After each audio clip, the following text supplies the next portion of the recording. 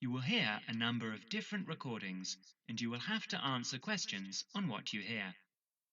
There will be time for you to read the instructions and questions, and you will have a chance to check your work after each section. All the recordings will be played once only. The test is in 4 sections. Write all your answers on the listening question booklet. At the end of the real test, you will be given 10 minutes to transfer your answers from the question booklet to an answer sheet. You should be prepared to do this with the practices. Now turn to Section 1.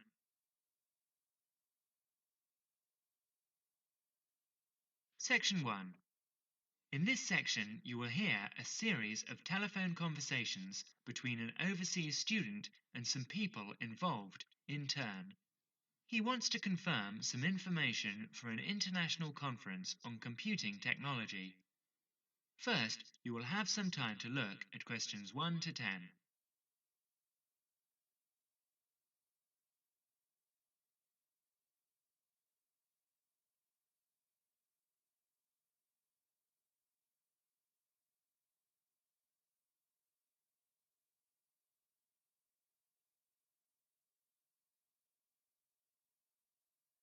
You will see that there is an example which has been done for you. On this occasion, only the conversation relating to this will be played first.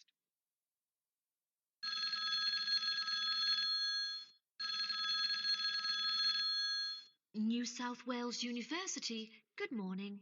Oh, good morning. Can you put me through to the School of Computing Technology, please? Certainly.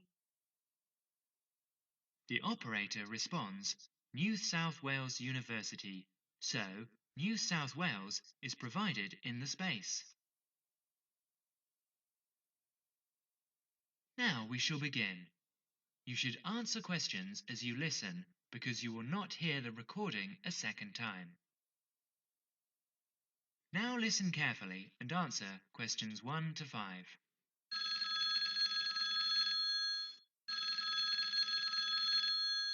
New South Wales University, good morning. Oh, good morning. Can you put me through to the School of Computing Technology, please? Certainly. School of Computing Technology, Professor Dorfman's office. Oh, good morning. I was wondering if you could give me some information about the forthcoming Computing Technology 25th Conference. Dates, enrollment procedures, cost, that sort of thing. Certainly. When exactly is the conference? Well, the conference runs for 4 days from the 15th to the 18th of September. 15th to 18th September. Oh, good.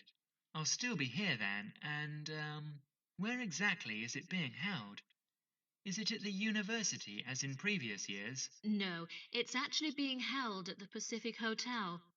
We've rather outgrown the university conference facilities, so we've opted for this new venue. Right, Paradise Hotel. No, Pacific Hotel. Oh, right. And presumably we can get accommodation at the hotel. Yes, but you'll need to contact them directly to arrange that. I'll give you the number for hotel reservations. Have you got a pen ready? Yeah, go ahead. It's area code 07 and then 9444 1233. 079 444 1233. And what's the registration fee? Individual fees are $360 for the 4 days or $100 a day if you only wanted to attend for 1 day. Are there any student concessions? Oh, sure, there's a 50% concession for students, and that's $180 for the 4 days or $50 a day. And am I too late to offer to give a talk? Oh, I'm pretty sure you've missed the deadline for that. Oh, really? But I've only just arrived here in Australia. Is there any way I could have a paper accepted? Well, you'd need to talk to Professor Dorfman. He's the person organising the conference this year. I can put you through if you'd like. Oh, yes, please. That'd be great. Oh, and can I just check the spelling of his name? Is that Dorfman? Yes, that's correct. Before the conversation continues, you will have another chance to look at questions 6 to 10.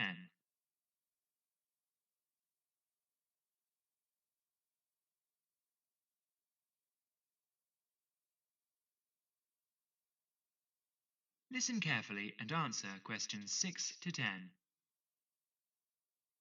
Professor Dorfman speaking. Oh, hello. My name's John Helston. I'm a computing technology student at London University. I'm here in Australia for 3 months looking at educational application of computing and information technology. Right. I'm interested in giving a talk on my research at the conference, but I believe I may have missed the deadline. Well, strictly speaking, you have. The closing date was last Friday. Oh no! But we may be able to include your paper if it fits into our program. But you'll have to be quick. OK, what do I need to do? Send me an outline of your talk and make sure you include an interesting title for the talk. Something to attract the delegates' attention. OK, interesting title. Right. The outline should be no more than 300 words, though. Right. I should be able to keep it down to 300 words, but would 400 be OK? No, not really, because we have to print it in the proceedings and we just don't have the space. Sure, I understand. And also, can you send me a short CV? The usual stuff: name, age, qualifications, that sort of thing. Right, include a brief CV. Actually, you can email it to me. That'd be quicker. Sure, what's your email address? Well, the best thing would be to send it to the conference administrative officer. The address is admin in lowercase, in small letters. Right. So that's admin at anuconf.edu.au. Right. I'll do that straight away. Thank you very much. You've been very helpful. OK, well, we hope to see you in October then. That is the end of section 1. You now have half a minute to check your answers.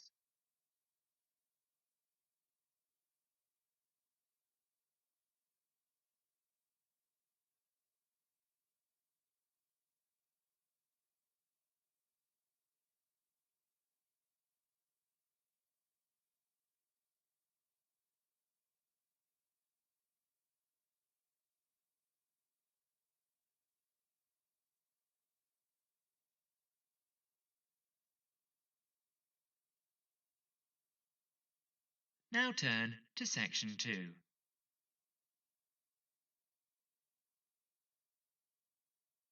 Section 2.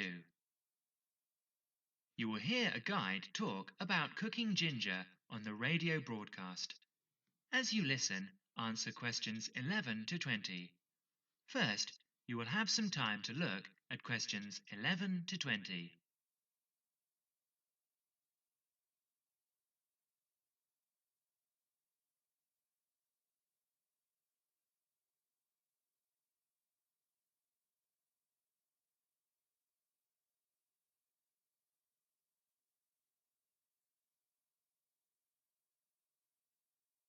Now listen carefully and answer questions 11 to 14.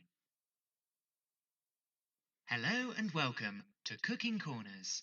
And this week we're looking at the most versatile and aromatic of plants, a fairly recent addition to the list of Australian agricultural produce, but nevertheless a great favourite today: ginger.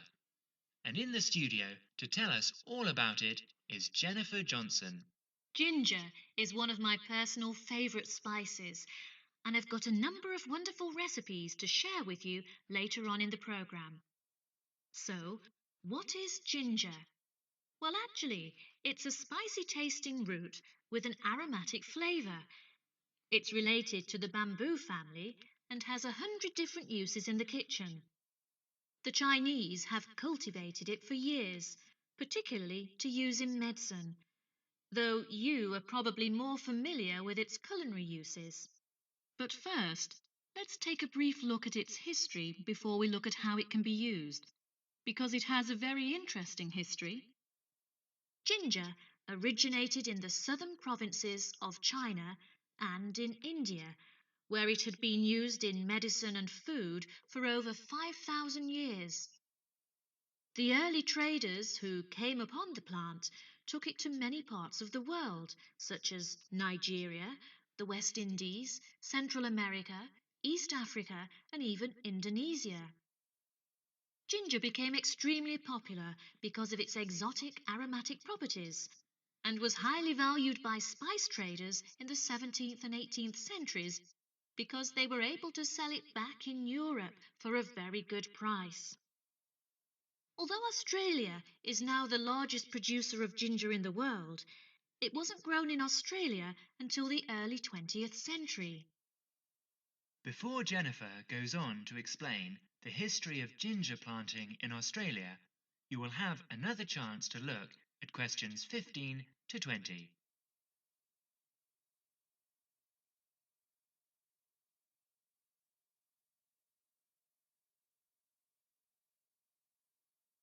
Now listen to the rest of the talk and answer questions 15 to 20.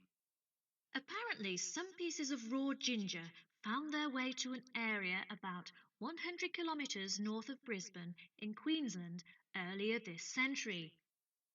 The comparatively high rainfall and humidity in this area produced conditions which are perfect for growing ginger, so it became well established.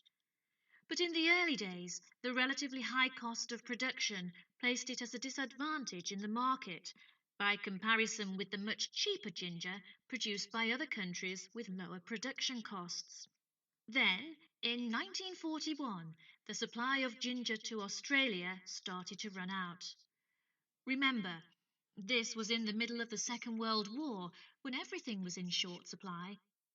This provided a perfect opportunity for the Queensland growers to expand their production and sales.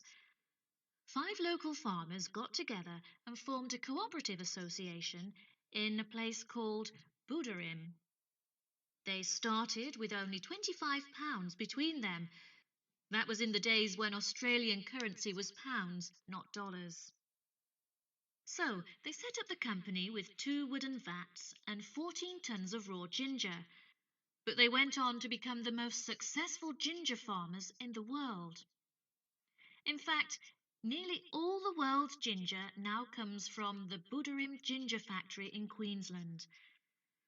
40% of the production is used in Australia, and the remaining 60% is exported overseas to places like Europe, North America, South Africa, and even to Asia, where it originated in the first place. So now, let's move on to look at ways of using ginger in the kitchen. That is the end of section 2. You now have half a minute to check your answers.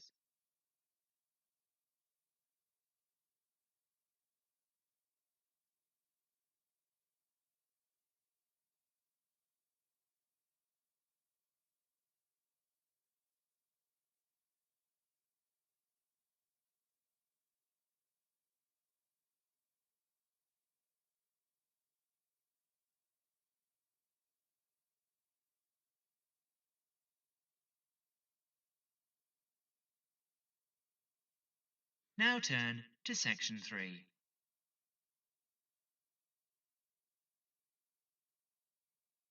Section 3. You will hear an interview about global warming. As you listen, answer questions 21 to 30. First, you will have some time to look at questions 21 to 30.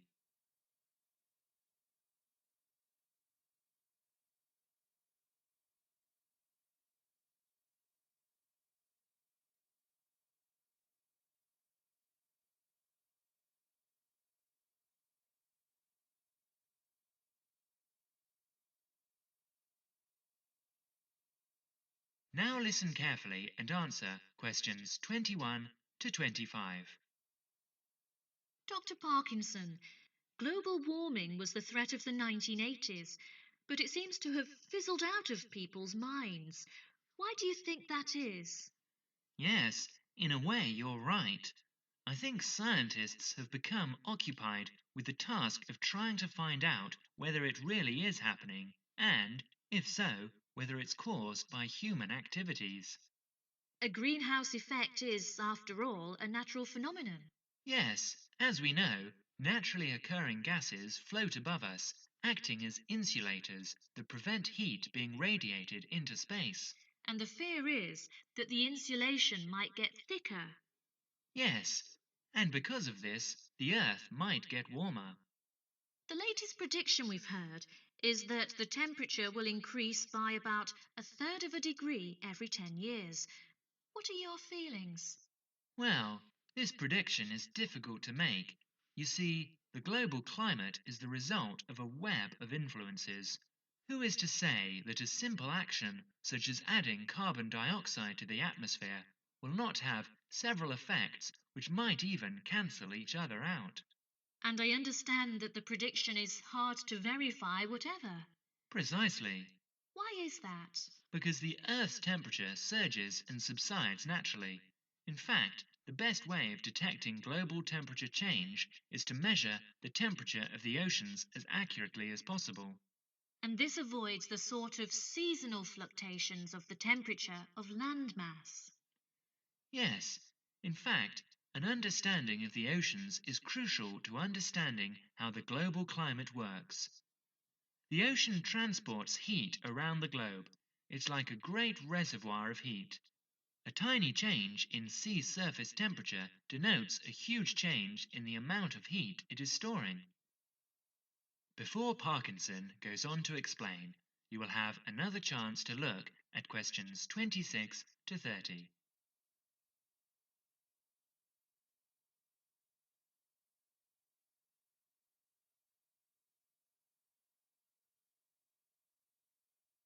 Now listen to the rest of the talk carefully and answer questions 26 to 30.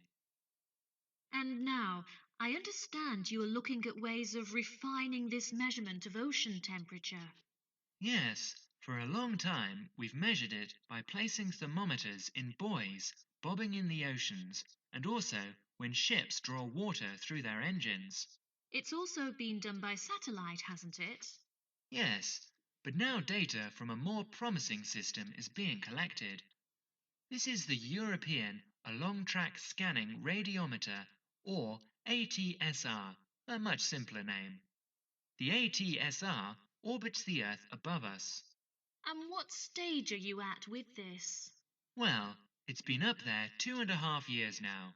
It's an infrared detector that senses the Earth's temperature with great accuracy, and this is what we need. We have to be able to separate out random changes in temperature. I believe there are other advantages as well. There are several. Every few days it covers the entire Earth, so it produces large quantities of data. It measures the temperature from two angles, which allows correction for any effects that the intervening atmosphere may be having on its readings. Its field of view has a width of 500 kilometers and it measures the temperature to zero point 0.3 degrees centigrade. And it should go on for years? Yes, Thank you, Dr. Parkinson, for talking to us today. And now over to. that is the end of section 3. You now have half a minute to check your answers.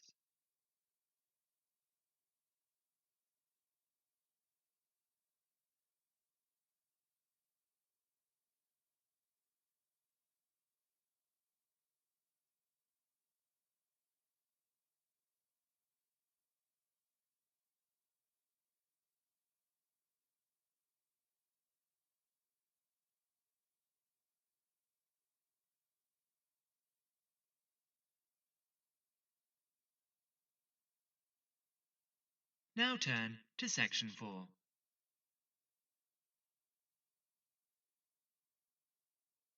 Section 4. You will hear an extract from a talk about preventative medicine, especially how students can look after their own health. As you listen, answer questions 31 to 40. First, you will have some time to look at questions 31 to 40.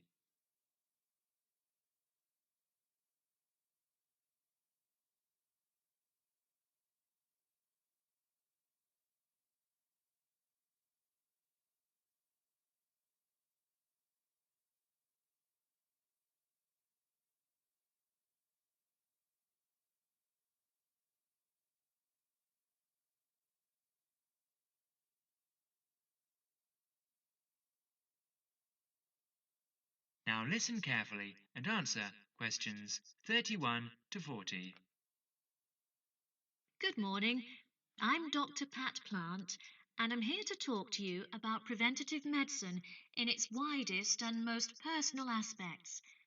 In other words, I'm here to tell you how the patients should wrest control of their health away from the practitioners of medicine and take charge of their own medical destiny. I want to talk about staying out of the hands of the doctor. When a patient takes responsibility for her or his own health, and let's decide the patient is male for now, men are in fact more at risk than women anyway. When the patient takes over his own health regime, he must decide what he wants to do. The first thing, of course, is to give up the demon nicotine. Smoking is the worst threat to health, and it's self-inflicted damage. I have colleagues who are reluctant to treat smokers. If you want to stay well, stay off tobacco and smoking in all its manifestations. Our department has recently completed a survey of men's health. We looked at men in different age groups and occupations, and we came up with a disturbing insight. Young men, particularly working class men, are at considerable risk of premature death because of their lifestyle. As a group, they have high risk factors.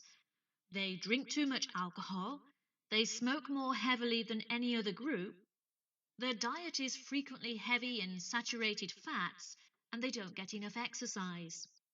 We did a smaller survey in which we looked at environmental factors which affect health. I had privately expected to find air or water pollution to be the biggest hazards, and they must not be ignored. However, the effects of the sun emerged as a threat which people simply do not take sufficiently seriously. Please remember that too much sunlight can cause permanent damage.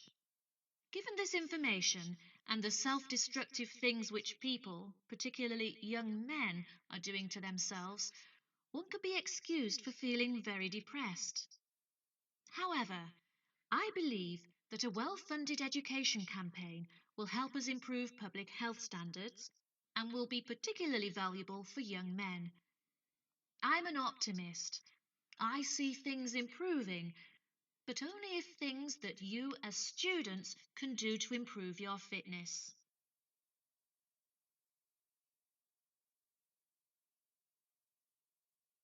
So now, I'd like to issue a qualification to everything I say.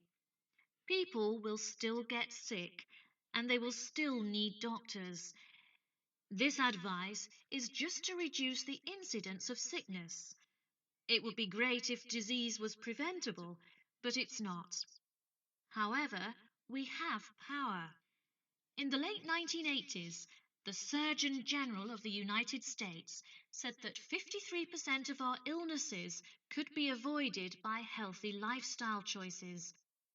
I now want to discuss these choices with you. You should try to make keeping fit fun. It's very hard to go out and do exercise by yourself, so it's wise to find a sport that you like and do it with other people. If you swim, you can consider scuba diving or snorkeling. If you jog, try to find a friend to go with. If you walk, choose pretty places to walk or have a reason for walking. Your exercise regime should be a pleasure, not a penance. The university is an excellent place to find other people who share sporting interests with you, and there are many sports teams you can join. This, unfortunately, raises the issue of sports injuries, and different sports have characteristic injuries. As well as accidental injuries, we find repetitive strain injuries occurring in sports where the same motion is frequently performed, like rowing and squash. The parallel in working life is repetitive strain injury, which may be suffered by typists or other people who perform the same action hour after hour, day after day. In this context, therefore, the most important thing to remember before any sport is to warm up adequately. Do stretching exercises and aim at all times to increase your flexibility. Be gentle with yourself and allow time to prepare for the game you have chosen to play. Don't be fooled by the term warm up, by the way. It's every bit as important to do your warm up exercises on a hot day as on a cool one. I think one of the recognitions is that all sports can borrow from each other. Many sports programs are now encouraging players to use cross training techniques, that is, to borrow training techniques from other sports. Boxers have been using cross training for years, building up stamina by doing road work and weight training, while honing their skills and reflexes. Other sports, which require a high level of eye hand coordination, are following this trend. So you see table tennis players running and jogging to improve their performance, and footballers doing flexibility exercises, which can help them control the ball better. All of these results are good, but the general sense of well being is best and is accessible to us all, from trained athletes to people who will never run 100 meters in less than 15 seconds. Good health is not only for those who will achieve athletic greatness. That is the end of section 4. You now have half a minute to check your answers.